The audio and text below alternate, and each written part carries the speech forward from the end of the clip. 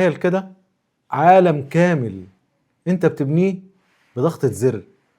وجوه مش حقيقية، ابتسامة بس مصطنعة، عضلات بس بالفوتوشوب، جمال بالفلتر والذكاء الاصطناعي.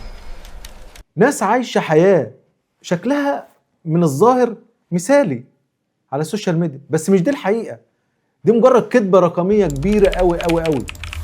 كل واحدة عاملة نسخة محسنة من نفسها، عينين حلوة وشكل حلو وشعر حلو، وكل واحد عامل عضلات لنفسه وجسم، بس كل ده في حاجات فيها فيك. واحنا عمالين نتفرج على الفيديوهات دي ونتفرج على الصور دي، وللأسف بنجري وراها ونقعد نقارن نفسنا بها ونقارن حياتنا باللي احنا بنشوفه. كل اللي بيعمل الفيديوهات دي هو عشان ياخد لايك. تفتح انستا تلاقي بيت جميل، عربية، جسم، لبس، وكل ده مش حقيقي، مجرد فقاعة. بس الأدهى ان كل واحد ولا واحدة حلمهم بقى محصور دلوقتي وبقوا عايشينه على الموبايل. واللي حقيقي بيقعد يصور الفيديو بدل المرة مرات ومرات، ويحذف الحاجات اللي مش عاوزها تظهر ولا الناس تتفرج عليها. الفلتر والذكاء الاصطناعي بقى أخطر من أي كذب قبل كده.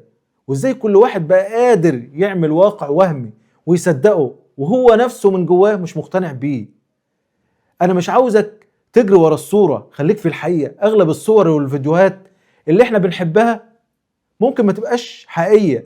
البنت بتشوف نفسها للأسف بالفلتر أفضل من حقيقتها، والولد شايف الحاجات الفوتوشوب والعضلات اللي بيعملها أفضل من حقيقته.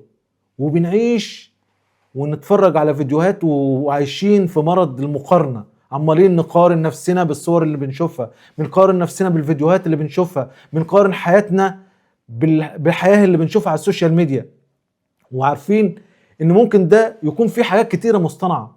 واللي بيعمل ده بيعمله عشان اللايكات، عشان الشهرة، عشان التصفيق، احساس نجاح بس ممكن يكون مؤقت.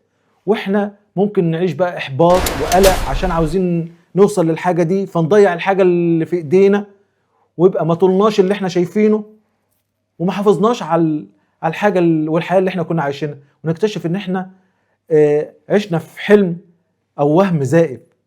انا بكلمك الكلام ده ليه انا وليك انت، عشان نصحي بعض، وعشان اقول لك خد بالك، خد بالك من حياتك. خلي حياتك حقيقية، ما تخليهاش وهم. عيش الحقيقة، ما تجريش ورا السراب.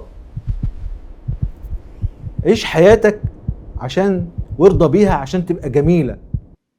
السوشيال ميديا بقت عاملة عالمين، عالم قدام الكاميرا وعالم ورا الكاميرا ورا الشاشة. قيمتك مش بشكلك والفلتر اللي بتعمله، ولا بالوهم اللي انت حابب تصدره للناس. قيمتك فيك انت، قيمتك في حقيقتك.